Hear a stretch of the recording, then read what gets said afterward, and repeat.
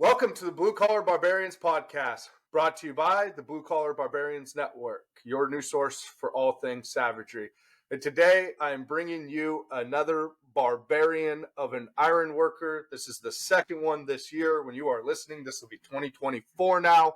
You guys are already a couple weeks into your year. Hopefully this new year, new me thing has stuck at least the 2 weeks that you've said it's going to, and you're keeping the promises to yourself, because I know if you're listening to this show, you're a stud. You are a savage.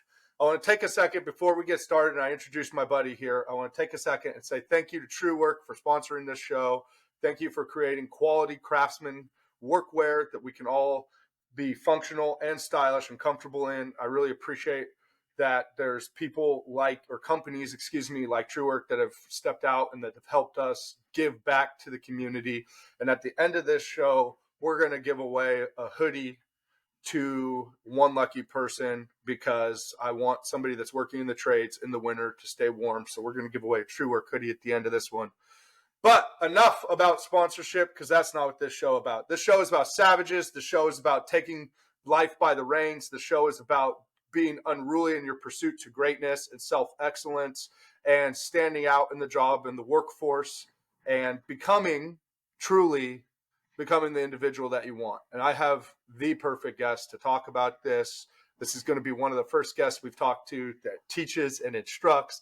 I got my man, Kelley Sandefer. How you doing today, bro? Thank you. Good, bro. How you doing?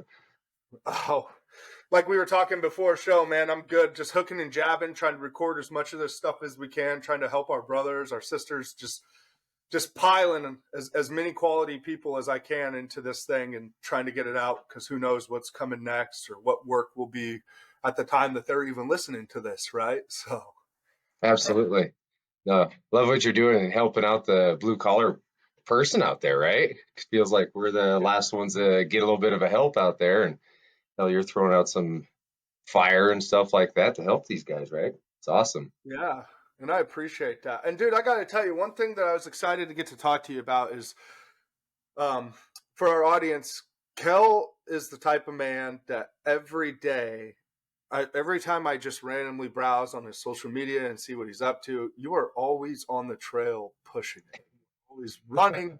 You are always doing something difficult. And man, I got to tell you, before we jump into your background here, I just want to, like, brother to brother, like, respect, bro, because there's not enough people out there setting the standard and living it Yeah, at the same time as setting it. And every right. time I look, you're doing something. Every time. Just mad respect for that, bro. Hey, man, I appreciate it. Yeah. Definitely appreciate it. So Yeah, it's definitely fun, right? The grind becomes fun. it does. Yeah. And sometimes you got to make yourself do it, right? Forced adversity Ab is kind of the theme. Absolutely. Yeah. Yeah, like today it snowed a couple inches here, and still got to get out and get that run in, right? Yeah. What'd you do? How many miles did you run? Today was a short run. Short runs are usually about just a little over 5 miles. So, Oh, and short. then usually try and get about 1,000 feet of elevation gain. Holy moly. Are you training for something in particular? Uh, yeah, absolutely. Okay. I am gonna do a 50-mile trail marathon this next August. There we go. Yeah. Well, that's barbarian in its own right. After that, we're going to have you on to talk about that specifically and celebrate the accomplishment.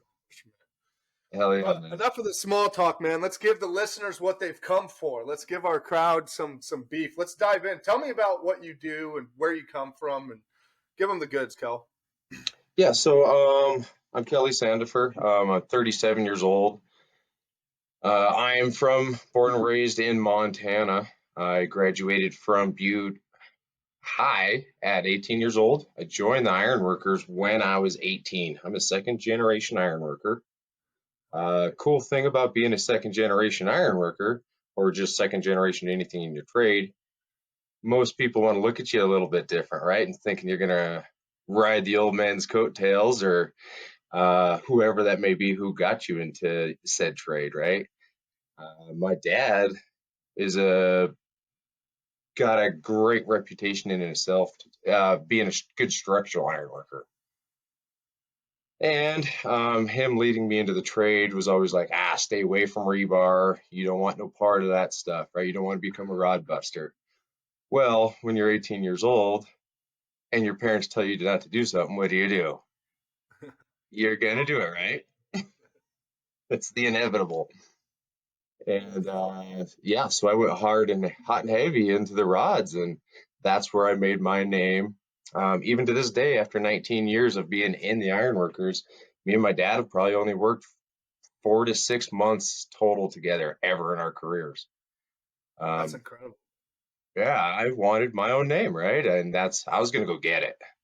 Yeah. And I pushed the crap out of my body um, to get that name. I even went so much through my apprenticeship that I was always kind of a little dude. You know, I'm 5'10". We coming out of high school at about 145 pounds. People in the rod patch used to just love to pack me into the dirt. And so I acquired a bunch of rebars through some jobs and stuff, some stuff that got left over and whatnot. And I created a foundation kind of running spread footing and a wall system in my basement of my house. And every night before I used to go to bed, I used to tie a whole roll of wire to see and just get faster, right? Because I wanted to be an asset to my crews. And through that, through my apprenticeship, I became known as that person that was one of the fastest tires from Washington, Idaho, and Montana. So And I back thrived up, on it. Yeah. back up a second here, because we're jumping right into the Barbarian. Tyler, insert the boom, boom, boom, boom for me right here, please, bro. Because, dude, you built in your basement a mock-up and then spent Yeah, every night, even though you're tying all day, you would tie a roll of wire just to get better. absolutely. Yeah. What And were so, you, like? I already knew rod busters are sick in the head, dude. That's a different animal. But like, what? yeah, Where did that train of thought come from? Did somebody suggest like that, or is that something you came up with on your own? Or um, it kind of stems from stuff as a kid, you know. I've always had like dreams as any young kid does, but kind of had that situation where I had a lot of people tell me you can't do stuff as a kid, right? And it always has formed like probably not necessarily the most healthiest things in my life. But if you tell me I'm not going to be able to do something, I'm going to prove through every fiber of my being that I'm going to do yeah, it. um, absolutely. and so there was multiple people that would always tell me, "Oh, you'll never be that person you're trying to be." And I would never tell them, "Yeah, I will be." I'll just be like, "I'll show you one day," you know? And so coming from the town I come from, Butte, Montana, it's an old mining community where union history runs super strong, very deep here. Coming with a mining community becomes that kind of culture of kind of some younger age drinking, if you will. Yeah, And okay, even through my younger apprenticeship, 19, 20 years old, you're out partying on a Friday, Saturday night, right? So that kind of stuff happens. Guess what I was still doing at 2 o'clock in the morning before I went to bed? tying wire. Tying wire. You're kidding Absolutely. me. That's how bad I wanted it, man. God That's how bad dang. I wanted it. That Um, is the definition of that is hungry. Like oh yeah, that is hungry. Like yeah. there is no better. I can't wait to share this with So you, dude. That is hungry. Respect, bro. so that kind of stems to what you talked about earlier, those videos you see me running all the time, right? I'm still hungry to today, right? Yeah. The feed gets changed a little bit as you grow older and whatnot, which is part of life, right? You're always evolving, and that's a cool thing, and you should be always evolving. Um, Kind of the bad part of some of that, I developed carpal tunnel at a fairly young age in my mid 20s. And through your mid 20s, you're bulletproof, right? Didn't think much of it, kept hammering on my hands, where to the point that I developed 70% nerve damage in my hands. Oh man. Uh, I ended up um, going to see a bunch of neurologists, stuff like that. I ended up getting the surgery on my hands, went through the whole work comp stuff, trying to get better. And ultimately, the surgeon was like, you can either keep being an iron worker and you will probably not have use of your hands when you're 60 years old, or you're going to have to get out of it and you'll maybe feel some relief. But he's like, he wasn't very positive at the time that I was ever going to see any kind of relief again. He's kind of where I was at was where I was at. And where were you in your career when this happened? Like how far? This by the time I went through the steps to get that fixed was 2018. I'd been in for 14, a little over 14 years at that point. So you've you've obviously well past the apprenticeship. You're well into, at this point, you're probably running jobs, correct? Absolutely. Yeah, I ran my first bridge deck when I was 19 years old. There you go. And absolutely, that's kind of the crazy thing about Montana. You get thrown into stuff that you maybe not so much ready for, but you learn real fast how to sink or swim, though, right? Yeah. Sometimes maybe we're not ready so much for it, but it gives us the opportunity to check it out. Yeah.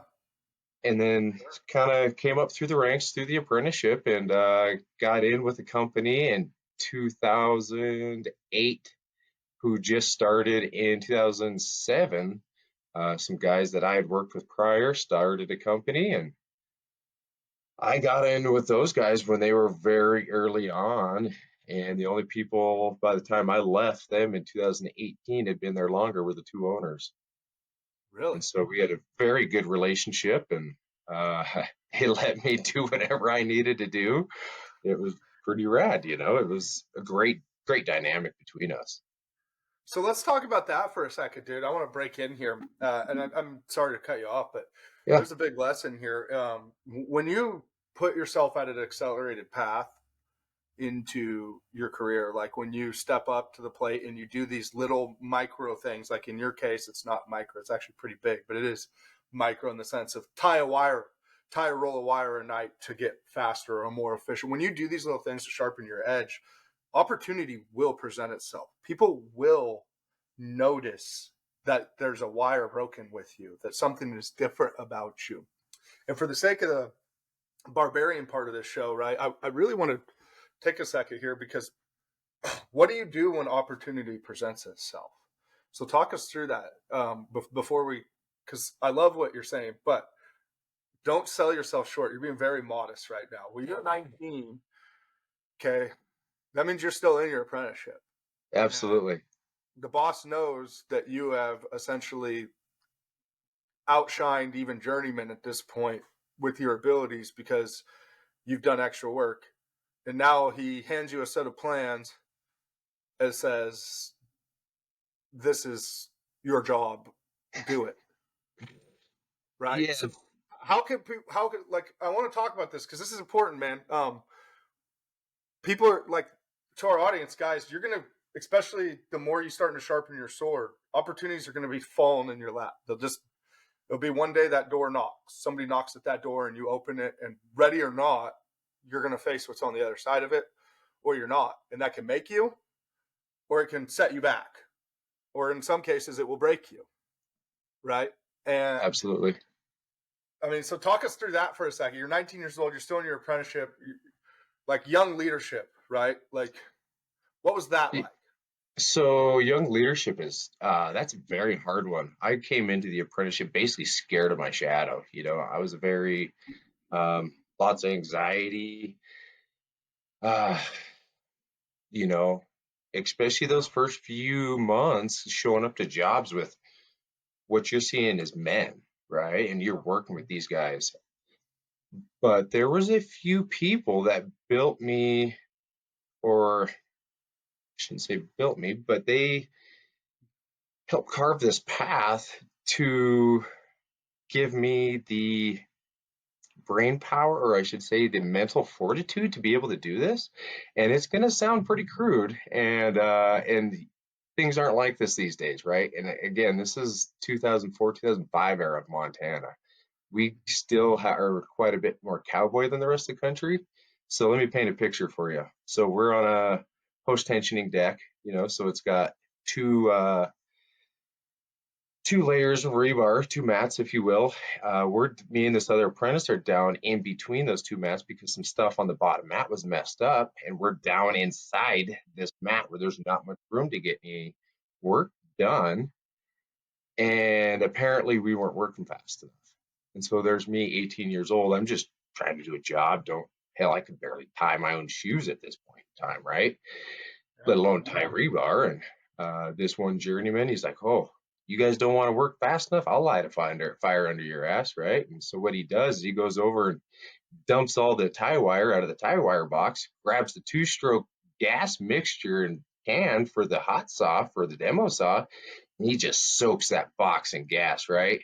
And he lights that box on fire and he throws it down at us. And he said, "Here's your fire lit under your ass, boys. Let's get moving," right? So there's some definitely some hard-nosed things that happened as an apprentice, uh, stuff that don't happen these days, right? It should, but yeah, no, it doesn't. It's cost. Yeah. Yeah. Grabbing me by the ear with a pair of pliers, running me across the deck to show me what I did wrong, right? So good, bad, or indifferent.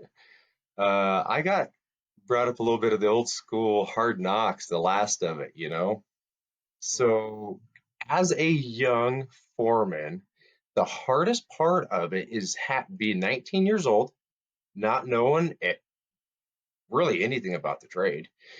Yeah, you have a tenacity and you got to drive and you're hungry for it. But when you have a journeyman that's 40 plus years old, been doing the trade for 20 years or so, that's a hard person to deal with, and it's someone that you got to deal with. And he's going to look at you like, who's this punk kid and why is he the foreman? Well, that person doesn't realize what kind of drive and fire is inside you, right? And that's where you gotta buck up a little bit. And it's like, all right, we gotta become a man real fast because we gotta tell this gentleman what's his job for the day. And he's got to believe me that I even know what the hell I'm doing. We can't be running around there being someone that doesn't have this confidence about us, telling someone what to do. Oh, yeah, right. They're gonna eat you alive. You're gonna be like that freaking burrito at the gas station, right? When he goes there for lunch, he's going to just eat that and devour you. And so it takes some time to learn, but it's time, and it's sometimes we were meant for those roles and sometimes we weren't. And maybe it's earlier we find that out than later. Maybe it's It's better tough. to find out earlier than later. Yeah, You know? right. And where's the holes in your game? What do you need to work on? Is it print reading what I need to be work on, or is it delegating these tasks? Is it the work itself? Right? Yeah. No, that's incredible.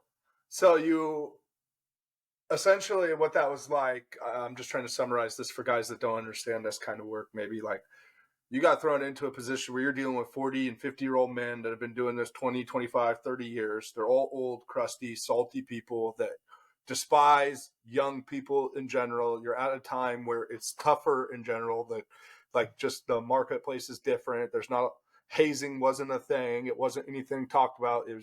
This is part of the process. Like you got to earn your stripes. And you're thrown into a role where you're telling these crusty old bastards essentially, hey, you're going to tie this, this, and this. Go work on that course. Go set these columns. You're working in the column yard, building columns. You're building walls. You're whatever, right? You go fly that with the crane. You're setting boundaries, whatever, right? Like you're doing all this, and then you got to have a confidence and a know-how about you to not only like communicate to that guy in a way that he'll respect, like, hey, I want you to go work on this, but confidently. You have to paint a picture like you are going to do this. Like, I don't care what your problem with me is or what you think about me or what you like. We're here to get this done. And initially, if you show any sort of weakness in the fabric of your character, you will be exposed. This is Oh yeah. not, these industries are not for somebody that needs pat on the back. They're not built for people that need their handheld to do stuff. They're not that's not what this is. This is the shit that built this country, with men that pull their pants up and button their shoes, and they get wrenches thrown at them, things fall on them, things happen. Like, you're knuckle dragging. It's grit, it's tenacity, it's every day questioning if you made the right life decision in doing this. That's what this is, folks. It's not this new age where they care about how you're taught, and if this guy says this in the book, that was gone. This is what this country was built on, the fabric of heart. And that's incredible, man, that you were 19 years old and you were able to step into that role. I mean, wow. It was definitely, I had a superintendent that I traveled around with basically through my apprenticeship. That was the person, that was my standoff. That was the one who set me apart from everybody, is that my mentor was the pinnacle of everything, and to this day, he's still in the field, still crushing, 57 years old and just crushing people still. Like, there's most 20-year-olds can't keep up with this guy still. Yeah. Damn. Yeah. That's incredible. It is. So you go through the field. I want to speed us back up to what you were talking about. Sorry. Like, I just think that was really important for our audience to understand, because, I mean, that's an incredible part of your coming up and your story. Yeah, absolutely. Not only that, guys, but he's out to prove his own name. Like you heard him say, he's a second generation ironworker. People know him. People know his dad. And they're asking, why aren't you doing what your daddy did? Blah, blah, blah, blah, blah. There's all the fucking talk, bro. There's all the chat. And the craziest thing is, folks, if you can ignore the noise, we're going to get right into teaching on this lesson too, bro. We're teachers, right? If you can ignore the noise and shove all that shit to the side and get the job done, I don't care who you're against. I don't care what level, what year, how long you've been doing this. You will crush people. You'll take on a guy 6 months in that's 15 years in the game and beat him off attitude alone. Every fucking time. Off attitude alone. So this is a big miss I think, in our industry today. It's a huge miss. Change your attitude. Get hungry. Remember why you do it. You're going to have your doubts. That's okay. Embrace those and fucking get to work. Right? Hell yeah, man. So absolutely. Moving forward, we're jumping into, so now you're running work essentially as an apprentice, your entire apprenticeship. Yeah, damn near. I ran a lot of work as an apprentice, Yeah, and then you journeyed out, and what happened with that? So, made my career kind of through that apprenticeship, or at least made that name for myself, right? That was a staple of what I was, right? I made that reputation. Now I'm going to ride that reputation, and I'm going to keep crushing, Got in with that company, and I'm not going to lie, Jonathan, for those first few years after I became a journeyman, I took those first few winters off, and I snowboarded my ass off those first few years, bro. Made my name, and I would snowboard every day from about December through the beginning of April. And then once April hit, I would work every hour I could, saving up every bit of money I could so I could go snowboarding for that next season, right?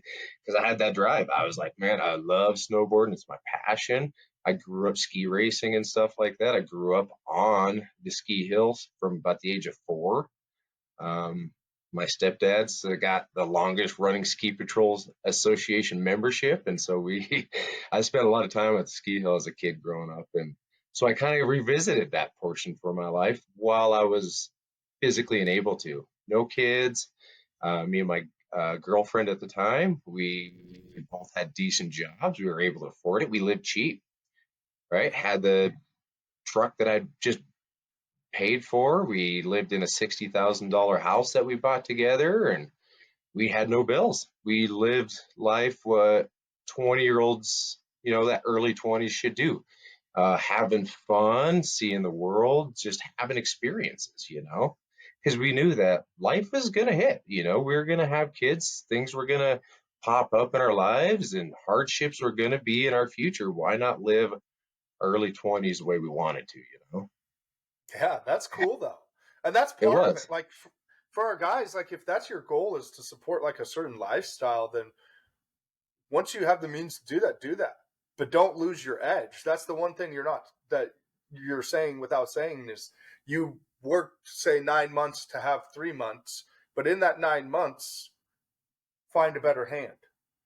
Mm-hmm. Absolutely. Yeah. And that's why that company would let me go do that, because they knew when I came back, they were getting 120% every day. Didn't Yeah. matter if I had to wake up at 3:30 in the morning, drive 125 miles to work, put in my 10-hour shift, drive 125 miles home, because then I got to go to some other job the next day, 100 miles away. Because that's kind Yeah. of the difference of where we live in Montana, is that these jobs aren't always 3, 6, 9, 10 months at this one location. We're hitting 3, 4 jobs in 1 week, putting 800 miles a week on our rigs and putting in 40 to 50 hours of work in. And so we have just the demographic where we live is very different from everyone else's workforce here, especially when you start talking about rebar, because we are on the road all the time, and all these jobs are either small bridges to big buildings, which, that's what that's like. And so we're doing quite a bit of jumping, and it's that tenacity of wanting to get up the next day to go to this other job, deal with this whole other superintendent that you've maybe never dealt with before, but you got to man up, get that attitude right. Let's go get this work done. Yeah. And so And it's when you're kind of, showing up, you're at a point now too that like your name is known. So when you show up somewhere, people they want to see these fast hands. They want to see that grit or that whatever reputation you build for yourself, folks. Insert it here for yourself.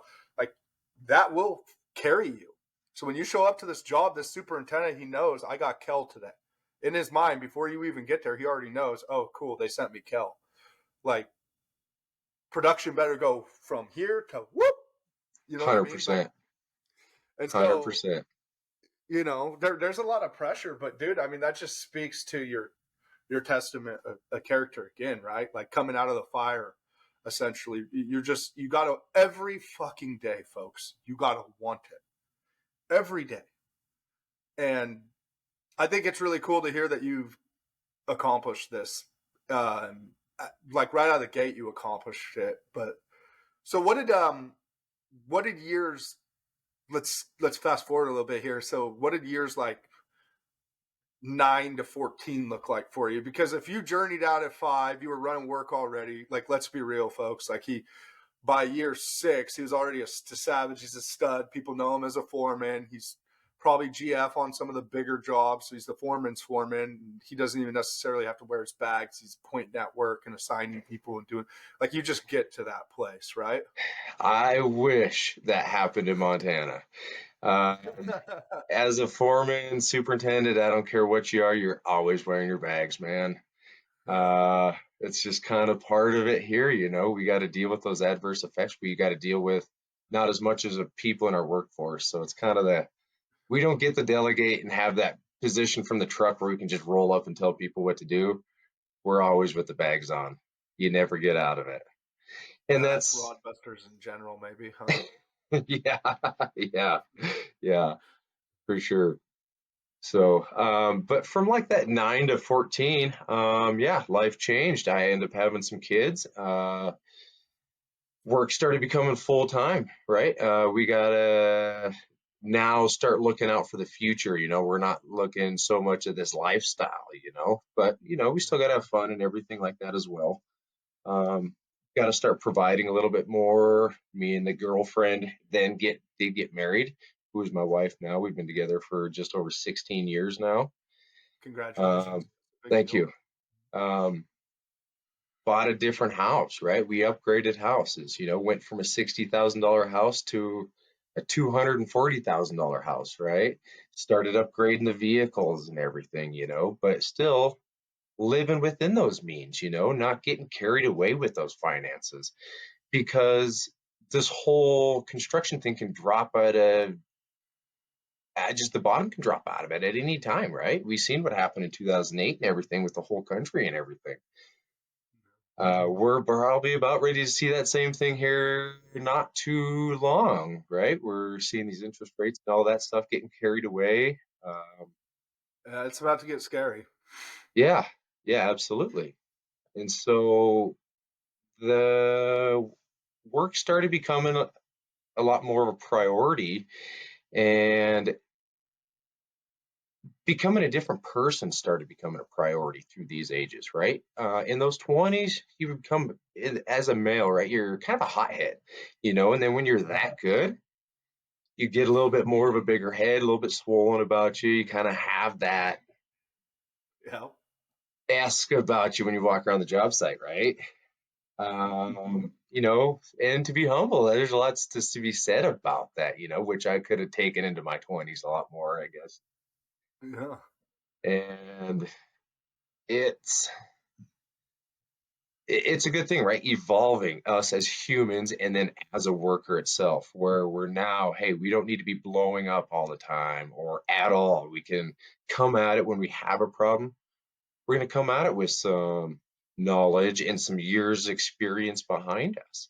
Or, hey, just asking people, right? Always being a person that's learning, right?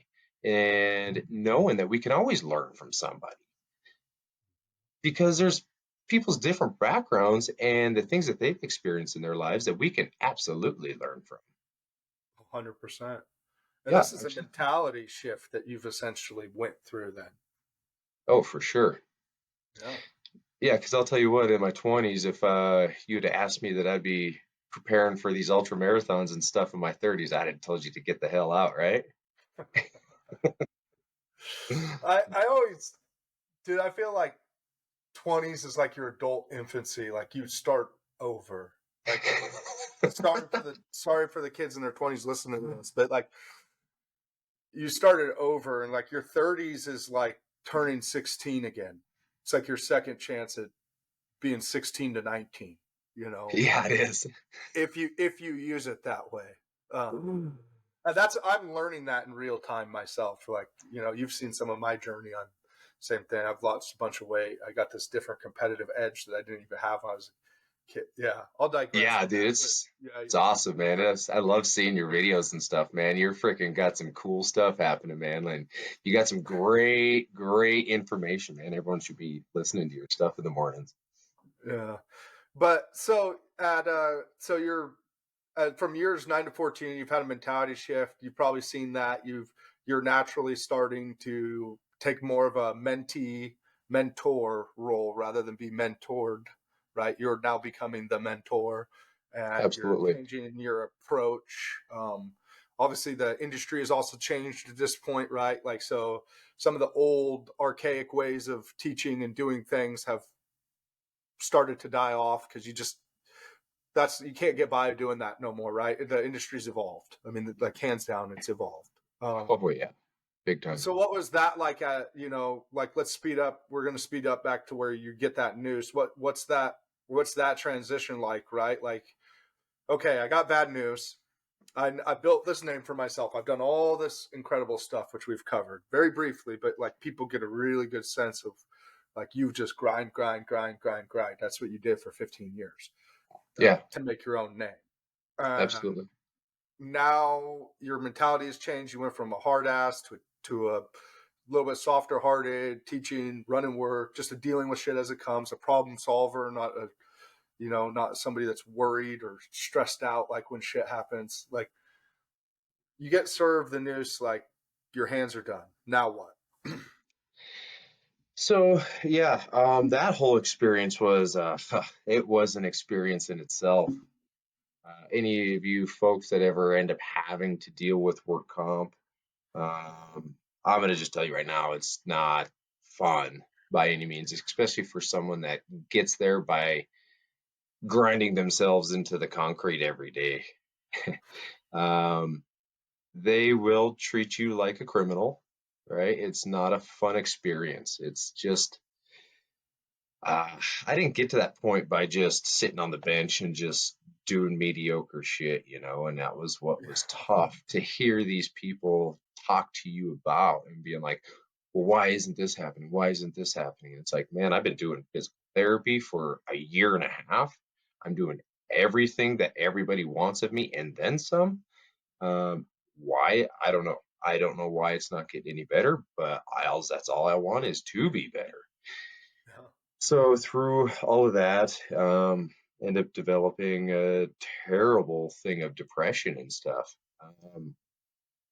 because it was that part of me that I'd worked so hard to become, if you will, that I was losing. I'd spent a lot of time and effort to become that person in that union and have that name, and it was just gone. Woke up and it's just one day, it's gone, right? When they tell you that you're not going back, and it's like, shit, man, like I've spent my entire adult life to be awesome at this. What do I do now? I got this house payment now that I've never had in my life, that high of a house payment. I got vehicle payments. I got 2 kids. I'm like, I'm freaking out. I'm a provider, but now I can't be. It was hard times. That's when I found running. That my counselor suggested it. I last time I had ran was as 8th grade, and it was for like the mile deal, for like a club type deal in 8th grade. They timed you how fast you could run a mile, and that was the last time that I like ran any kind of air quotes distance. I played some baseball in high school, but you're not running like that. And it was because I had started losing my edge. I started losing that. I had a 10-pound weight restriction on me for a year and a half. And so I didn't have anything to push myself.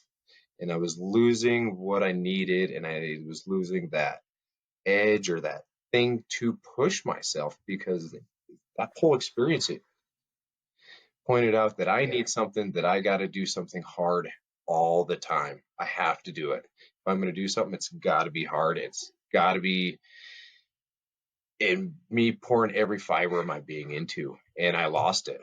And I was a terrible person. I wasn't a good husband. I wasn't a good person to my wife. I wasn't a good father. I wasn't a good friend.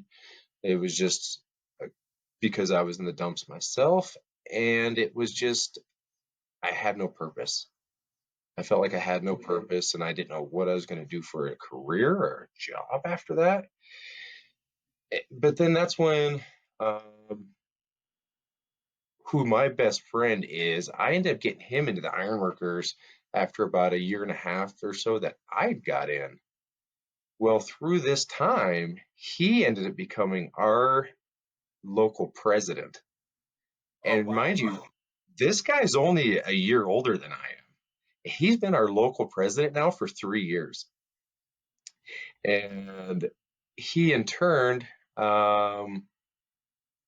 fired the apprenticeship coordinator, and he became the apprenticeship coordinator.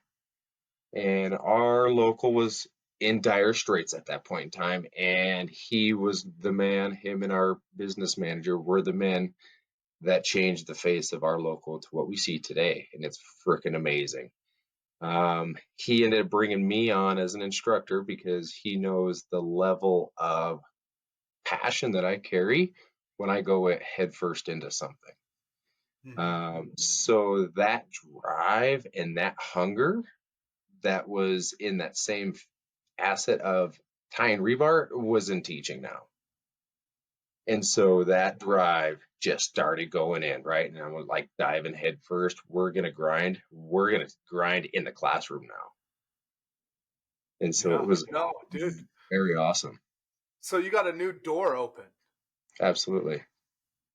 So he took over your buddy that you got in, ends up working his way up, has the same, is in his own way, level of hunger. We should probably try to get him on the show. Oh, you need him on here, 100%. Yeah. He's a Yeah. freaking beast. And then but he even goes to the next route of leadership, right? And goes to the hall and goes Absolutely. in the leadership of the hall, which is where you can really impact change and influence and fix the things you don't like. Yeah. And then he becomes, because of that, he does some staffing changes, and then knock, knock, hey, Kel, let's get you back to work. Yeah. But let's Yeah. get you And back to work in a new facet. absolutely. Right. And it's, was kind of that deal that I didn't think was a door that was gonna ever open, because at that time we had, oh gosh, somewhere between, there's like 24 to 32 apprentices on our books. And mind you, we have a 230,000 square foot area our local covers. And to only have that many apprentices is sad. To give you a perspective, we had no full-time instructors at that time. I'm the first full-time instructor our locals ever had, and we are now running 114 apprentices. Wow. He's grown our membership of apprentices tremendously, right? I mean, the percentage of that right there is what, 400%, Yeah. in 3 years. Yeah, it's incredible what he's done. Yeah, it's awesome. No, it sounds like it. And so, which means he's been busy. I would love to have him on the show. He's always busy. I would love Yeah, to have him on the show to chat. for, absolutely. Make that connection. We'll talk Yeah, I about will. We'll talk about that later. All right. So then that gets you to now you're an instructor, and that's what you do today, correct? Absolutely. Full-time instructor, yes. And what's that like? It's incredible. It's that mentorship. It's providing these people with knowledge that they don't normally have. It's a lot of fun. It's an avenue that I didn't think I was ever going to take. Sitting in those seats in apprenticeship classes, I absolutely never thought I was ever going to be an instructor, but through the work comp times, I realized there was a lot of knowledge that I was carrying that a lot of people didn't have that they needed to know. And through the instruction and teaching these guys, at the end of these weeks, they're just like, you can tell that you've been around and done this stuff a lot. And it's like, I hold a lot of passion for it. So when you have a passion for that job and trying to teach somebody how to do it, it kind of becomes easier. Does that make sense? Absolutely. Yeah. And they feel that. And you essentially you learned a new skill in the sense where you found a new, let's just call it space, but you found a new purpose. Absolutely. Yeah. And it's way more rewarding than it was in the field for sure. Yeah. Yeah. So we just graduated my first class that I ever taught. It was their first class and my first class at the same thing. We just graduated them as journeymen this summer. And it was almost like one of those proud dad moments, right? Yeah. Hell yeah. Yes. What Yeah. was that? It was so cool just to see from where they came from to where they ended up, right? And just knowing the potential that they got for their careers, because and ultimately, what we're doing, we're changing lives, right? We're Yeah. giving these people these opportunities to better themselves, better their families, give help, even just what I had afforded to me, giving their families a better life, right? Not Yeah. necessarily you, but what is this going to trickle down to in the future? Maybe your son and or daughter becomes an iron or whatever trade you're in. We're out there, and that's what I do like is that I do feel like we're making people's lives better and they're able to do better things for their families. There's a lot of pride in Good. There should be. That's incredible. So listen, man, out of respect, just because of where we're at in the holiday seasons and stuff, I would really like to get into some questions with you because your story is incredible. As people just heard, like absolutely incredible where you come from, how bad you wanted it. Like you are, and I didn't even know any of this, folks. Like that. I know Kel from a whole different industry of things, but I know that he kills it, and I know that he does rough work, and I know he's an iron worker, and I know that he has wisdom because I've talked to you offline about other things. So I already knew this was going to be good, but it's an incredible testament. Like I keep saying this, but dude, I'm just wowed, right? Like it's a testament to your testament to your character over and over and over again, and that just comes from a place of like I have a deep respect for people that go get it and then teach it, and then you I see a lot of the old world that lives is this job scared shit, and it drives me nuts. Everybody's Right. afraid to help somebody else stand out. Everybody's afraid to bet on themselves in a way that they fucking stand out. I mean, like, just call it, that's what it is. Like, there is nothing wrong with having a fucking sense of pride, with earning that right to be confident, to know that I am better than the people around me. I am the best at what I do. Damn But right. when I'm the best, what makes me even better or greater is that I can lift those people up around me to their fucking best.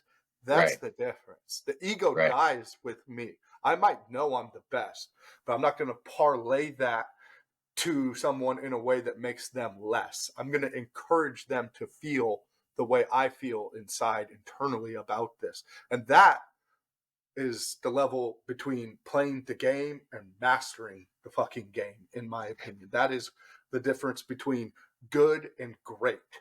You know what I mean? 100%. So if you don't mind, dude, let's dive in some questions. This is, I got to hit you with the staple. The staple. I want to know from you, the fucking guy tying a roll of wire a day to get faster and better for the first year of his apprenticeship. Incredible, by the way. What is a blue collar barbarian to you? Yeah, so the blue collar barbarian to me, someone willing to jump, man. Like that's doesn't need to be asked to get in there and do the shit work, right? Just get in there and just get it done, right? Because it's got to be done either way, right? We don't got to hem and haw about it. We're just going to get in there and we're going to get it done, right? We're going to embrace the suck, right? And just be like, man, and guess what we're going to do about it? We're going to smile, right? It's that attitude we carry with that suck, right? It's having that drive to want to be the best. But when that drive becomes the best, we're going to carry, just like what you said, we're going to carry those people, and bring them with us. And when those people don't want to come with us, leave them to the side, right? See ya. Right, absolutely. We're going to bring the other ones that want it just as bad, right? And we're going to create this dynamic. We're going to create this family dynamic, and we're all going to be great because we're going to push each other and we're going to have a great attitude, right? Because everyone wants to be around someone with a good attitude instead of the shit attitude. It's contagious. Right, absolutely. And that work becomes contagious, right? That excellence, that drive for excellence with that contagious attitude, boy, you can move mountains with that, right? I mean, that right there is freaking amazing. Yeah. So blue collar barbarian to you is somebody that goes unruly, right? Oh Like yeah. that, get out of my way. Oh yeah. Come with me or don't. Yeah. Yeah. Oh, Like yeah. I'm going. I'm going. And if you're with me, I'm gonna make you excited with me. Like Right. and together we're gonna crush whatever adversity, whatever task, whatever fire that needs put. We're gonna crush it. We're gonna crush it and laugh about it. Yeah. And look back at it and Right. go, man, I learned a lot. Right. Right? Absolutely right. We found ourselves, in the heat of the Yeah. moment, right? When in battle, that's when you find yourself, right? No, for real, dude. And you talked about that a little bit when you said like you lost your purpose, like your hands were taken away from you, the thing that provides your money, they're your provision, they're your safety net, they're everything to you. And you went through a dark time and then you poured yourself into something else, like Right. running in this case, right? Like you Right. found a new hard, if you will. And I don't think people fully understand what that takes. I personally do. I understand it entirely, but yeah, man. Again, just an insurmountable amount of respect for you. But that leads us to number two. What can we do? And we kind of talked about this a little bit already, but what can we do to be ready for leadership opportunities? So a big thing is just learn from every person you can. I talked a little bit about it earlier.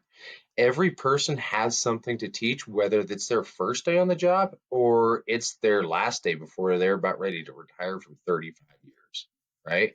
Um, no matter where you're at in your uh, point of life, making sure that we're ready to jump on some opportunity that's there, right? Don't sell yourself short because someone has said that you can't do this.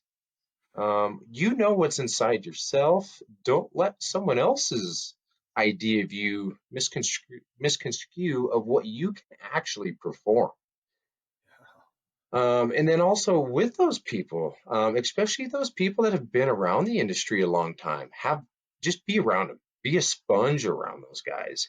Learn from them. Take lunch and break and all that stuff with them. Drill them with questions, because guess what? They probably like to talk about themselves and stuff that they've learned, right? We all kind of do. And we like that mentor role. When we start getting to that age, we like that mentor role. We like to see um, what we can teach somebody. And if there's somebody that's willing to do it, they're gonna teach you even more, right? But then don't act like you know anything. When you're in that role of being the mentee, learn, be a sponge, shut your mouth, ask questions though, right? And then don't be afraid to ask the dumbest of questions, because even if we're in a room full of people, everyone else is thinking that same dumb question. Ask it. Be the person who's going to ask it. Have a little bit of humility to ask those questions and be alert and just be learning. Yeah. Hell yeah. That leads us right into question number 3 I have for you. It's on the opposite side of that. What are the best teaching qualities that you see today? So again, humility, right? Being able to tell everybody your own mistakes, right? Not being above that. I like teaching from old examples of when I've done my dumbest mistakes, and it might be very embarrassing, right? But it shows where my heart's at and that I don't care, right? We can be on this same level. But then I also like to include those people, especially when I was a foreman. Um, if I came to something where I even had to think about something for a little bit and it was going to bust us down for a minute, I would pull over a new apprentice. Like, what do you think about this scenario right here? And it's getting their minds starting to already brainstorm how to fix something that's wrong, because all they're Yeah. thinking about right now is chaos. It's chaos inside their brains. They've just got so much stuff that's happening in their brains because they're fairly new to the job. They're worried about performing good. They're worried about doing their job correctly. They're worried about this journeyman yelling at them or getting on their case or something.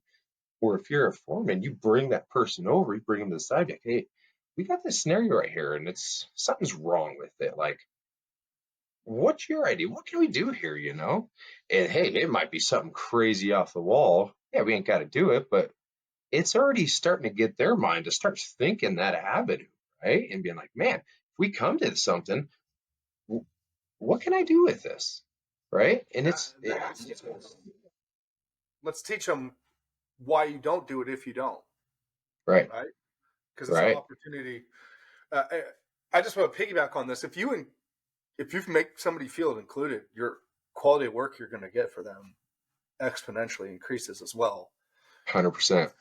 And that might be common sense to some people, but for those of you that are new to a leadership position, the more you can include your team and empower them, the more production and pride you will get out of them. Right. And the camaraderie too. You got to create that camaraderie. Know that they're part of that team, let them feel part of it, and not just another hand on the job, because we Yeah, don't want that. building culture is missed so much today, dude. Like, you have to build the culture. It's not you're building a building, yes, and you're building America. Be fucking proud of that. That is so fucking cool. But why wouldn't you build a culture at the same time? You're already there. You're with these guys. You're going to be with these guys. Some of them you don't like. Some of them you do. It don't matter. Build culture. If you can create an environment that is successful, that everybody accelerates and everybody wins, do you know what that means for you? That means you win larger at bigger scale.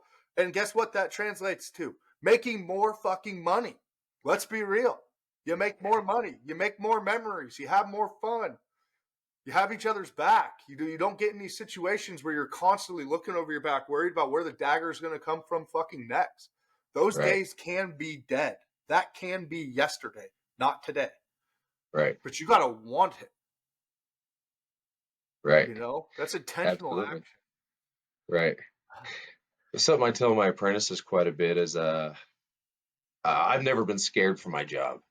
You want my job hard bad enough, like you got a hell of a fight on your hands to come get it, right? Like that's how I always kind of thought of myself at work. It's like I was never worried about it, and so I had that kind of again, I don't want to call it smug, but I just had that confidence about me at work, you know? Yeah, but it is smoke. Like, hey, we're giving these guys, some of these guys that are listening to this are going to be a little bit younger in the trades. You got to have smoke. Like, it's Right. okay to have a little bit of shine to your game. You Right. can't let people dim you. You cannot, Right. you know. Andy Hmm. Frisilla, I know you follow along with some of his stuff as well. He said something the other day about like sometimes he doesn't show his shine because people would try to dim on it or shit on it, and he was talking about not dimming your shine. And it just really hit me. It talked about how many of us play down because we're afraid of what the fucking bleachers will say, what the cheap seats will say about playing up or about us Right. playing varsity. So when I could go and letter at a sport or I could go to a pro level at a sport, I'm now going to go play D League because I'm afraid of what the fans in the stadium might say about my opportunity to play in the big. Like, you got to get rid of the small thinking, folks. You Right. have to. I mean, Right. you made it to where you made because you died. You put to death fear. Right. You just attacked it every time it presented itself. That's literally, Kel, like, there's the big secret. You attacked what scared you. Yeah. Right. You attacked what set you back. You attacked where you lacked. And now look at you. And now Right. you're teaching other little savages out there. And you're not little guys. I'm not calling you kids, but you're teaching guys new to this game to go and get it. You're creating monsters that can outpace you Right. if they want. Absolutely. If they want it, right? If And they that's it. want. You gotta want it. Yeah, dude, that's awesome. So Yeah. my next question for you, because dude, I'm loving your answers here. Um, and this is for the apprentices, right? And I'm going to make this specifically. Let's open this up to apprentices in general, but you can talk a little bit to your apprentices here too. How can someone stand out and like as a leader through apprenticeship? So we've been hitting on it quite a bit, and it's just showing up every day, ready to kill it, you know, Yeah. get it every day. Yeah, there might be some days that you might be sick or something like that, you know, but still, show them that you're willing to get it every day and having that good attitude, man. I mean, attitude is a lot, you know, and people see attitude before they see anything, you know. And if you carry yourself with a good attitude, people are gonna like you, right? And I mean, people liking you is kind of half the battle, but I mean, don't gotta be all of it. But just having that good attitude that people just want to be around you to work with you, you know, Yeah. it accounts for a lot, but you just got to show up and just willing to do and grind, you know. It's putting it in every day, right? I mean, we see it from your posts and stuff, right? Waking up at 3:30 in the morning, 3 o'clock in the morning to grind and before we're going to work, right? That's what it takes, man. I That's what mean, it takes. I also understand that, and this is, listen close, folks. Like, I also understand that not everybody's built like me. Not everybody wants what I want in life. And I'm not doing what I'm doing to serve people that don't understand that. You said it perfectly earlier that take people with you. If they don't want Yeah, to come, you got to leave them. Bro, absolutely. I live that right now. And not in a cocky way, just that's what it is. Like this show, prime example. I'm not trying to teach people that want to be timid and run the safe play. No, I'm trying to teach people that want to be in their apprenticeship running fucking work. I'm trying to teach people that are 10 years in, getting ready to leapfrog into a different trade, into management roles. I'm trying to teach people that want to take what has served me, which is this blue collar world, and turn it into millions of dollars. That people that want to build things, not just buildings, but build companies and cultures and teams and assets. Like, I am not here for people that are trying to play small at life. You, Kel, are not the type of man that is wasting his time for people that want to play small. Does that mean that I don't respect them? No. Does that mean that I don't see them as a human being or I think less? No. But I will not serve somebody that does not want what I want. I'm not here for that. I'm not changing my message, my narrative, my approach, my any of it for somebody that doesn't want to win. Because I want you to win way more than I want to win. And Absolutely. that's the truth. I want Hmm. to win beyond what you guys can believe. But I also want to know that maybe this 45-minute long conversation you just had with me turns you into a world changer. Right. That's what I want more than anything. Absolutely. I want to look around and say, like, hey, I had a 10-minute conversation with you somewhere in your journey and it flipped a switch and now you fucking kill on a level that I'm asking you how to. Whoa! You know? Yeah, that's the goal, right? That's all this is. Yeah, If you can help other absolutely. people, that's where you really win, folks. If what you can do, you can get so good at what you do.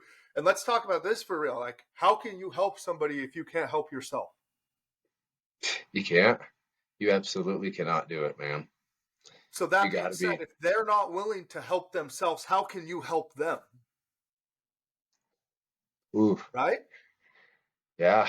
That's a And that's where this comes from. This isn't a place of judgment. This is a hate. If you're not willing to help yourself, how can I help you? right, If I can't help myself, how can I help you? right. And that's the other thing that people got to realize, right? If you're not going to help yourself, don't expect that person to just come over like, here we go, young child, or whatever you want to call it, right? It's just like, man, Yeah. we gotta grab up, lace those shoes or boots or whatever the hell you're putting on your feet. Let's get some work going, right? And it's not, you got to grind yourself into the dirt right now. Take those baby steps, right? Baby steps compound every day into what you want to see, right? Yeah. So that leads me to our last question. This leads me to our last question. It's a perfect segue. What do you see missing today? What's the biggest Oh, downfall? oh yeah. Here, let me all right. So what I see missing is pride for quality. Okay. And it's that pride to have the quality of the best of what you can put out, right? Looking at that, whatever it is that you are pouring your heart and soul into, knowing that I have done this to the best of my capabilities today, Boom. right? And it's having haste also. Okay, there's two parts to this. This is a really good one. I thought about this hard last night, and it was kind of something that it struck. It was something that hit home, honestly, Jonathan. It was really cool, and I brought it up to my wife, and I'm like, it was like a light bulb went off, right? Yeah. So when I was a teenager, I used to go put in sprinklers for my uncle. So we used to do that in the summertime. I used to go help him out, right? He had a job during the day, and he would go install sprinklers at night as a business. And he was a manager to it was a mechanic department at a aluminum plant up in Columbia Falls there. And he told me when I was very young, and it stuck with me. And he said, I don't give a shit if you're going to get a drink of water from the fountain or if you're going to the bathroom.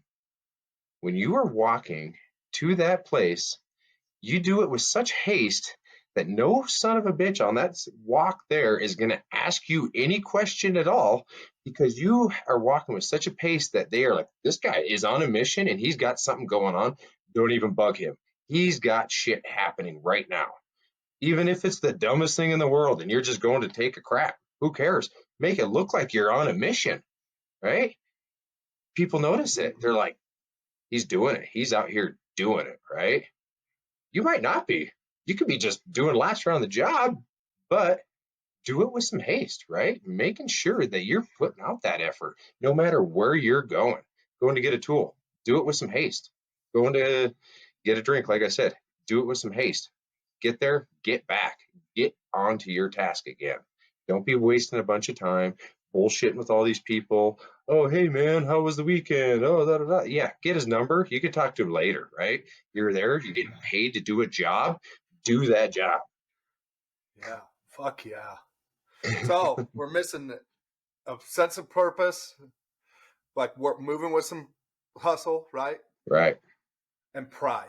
I agree with Pride. that, dude. Pride is missing unanimously across the trade.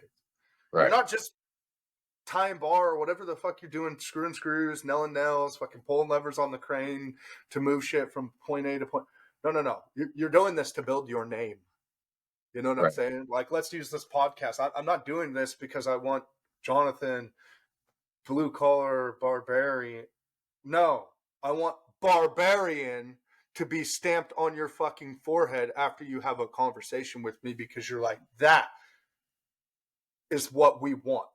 I want barbarian on a G5 jet that I'm going Right. around and I'm talking to people and I'm bringing other people that haven't ever experienced anything like this in their life on a trip with me to show them and to teach other people how to go get that and turn that jet into a 737 of their own.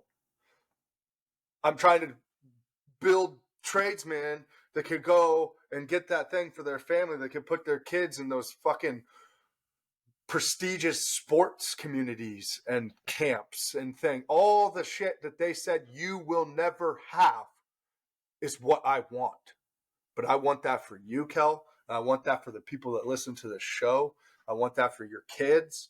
I want that for this community, for these knuckle Absolutely. draggers that have built this fucking country and they do it day in and day out. I want them hungry and I want to serve them. And so your answer to that, sorry, dude, you just gave me a little fire because Hell yeah, you're man. right. You're That's right. rad. You have to build this with pride. Whatever Right. this is, you build it Right. with pride. Right. And that's Gotta have different for pride. every fucking person, but you got to build it with pride. And that might even be what we'll call this, dude. Build it with pride. Hell yeah, Because, dude. that's what it comes down to. Right. So we're at Right. that part, dude. I can't thank you enough for I can't thank you enough for your wisdom and your time today. I've actually really enjoyed this conversation. I took a lot from it myself. Yeah, it was great, I, dude. I hope that the people brought their go back, listen to this, now do it with a pen and paper, and listen to what Kel was talking about. Like there's little gold nuggets literally in behaviors, in mindset stuff all over in this that can lead you to whatever route of success you're looking for. But you got to want it, folks. You got to want it. Get hungry. But that's the part where, dude, we're at the part where we're gonna wrap this show up, and I just want to know: do you want to leave our audience with any quotes or any book suggestions, anything that they can use to fill their brains? Yeah, so there was a couple of books that I've read this year that'll serve this community great. One of them, Survival of the Fittest by Mark Breslin. The read, it's super easy read. It came out in like the mid, like 2005 era. So some of the numbers in that book will be a little bit off, especially for what's going on today and stuff like that. But it's a really easy read. You can read it in about 3-4 hours. But there's a ton of stuff in there to exactly what you're talking about, success on the job site, because it's all about survival of the fittest workers. Okay. And it's not about any specific trade or anything like that. Mark Breslin was a construction worker himself, few generations of it. Great book. Another one is F Your Feelings by Ryan Muncie. That's another good book. There's some great stuff in there of how to make good decisions by not making those decisions with your feelings. Yeah. Right? Making good logical decisions. It's a little bit of a tougher read, takes a little bit longer, but there's some great stuff in that. It's good. But a quote to kind of leave you guys with, something that I think about a ton anymore, especially these past, 3-4 years that I started running, is Romans 5:3-5, and I'm not a religious person at all. But it says, we rejoice in our sufferings, knowing that sufferings produces endurance, endurance produces character, and character produces hope, and hope does not put us to shame. Wow. Read that again. Right? One more time. We rejoice in our suffering, knowing that suffering produces endurance, and endurance produces character, and character produces hope, and hope does not put us to shame. Perfect. I can't Right? think of a better place to end this, dude. That's beautiful. Thank you so much for those booking suggestions too, dude. Oh yeah, man. I'll add them to my list. I'll read them Yeah. myself. I got one for you. You're not religious, that's fine, but you'll appreciate the sense of faith and big dreams and big thinking. It's Chase the Lion. I'll have to message you the author on that. But if you look at Chase the Lion, you'll know there's only one. It's an incredible read. It talks about these passions being inside of you for a reason. And then The Magic of Thinking Big by Dr. David J. Schwartz. That was an incredible read. I think that would serve you very well, especially in what you're doing to teach for your guys. Get them to start thinking bigger about life, right? Yeah. Um, Yeah, I like it. Yeah. Well, Kel, dude, I really appreciate your time today. I hope you and your family Absolutely. have like the best Christmas ever, dude. Merry Christmas. To our audience, you're listening to this Likewise, Merry after the Christmas to you. fact. Folks, do us a favor here. Follow the show, share the show, subscribe. Like we said, we're going to do a giveaway with a hoodie on this episode right here. I want you to tell me something.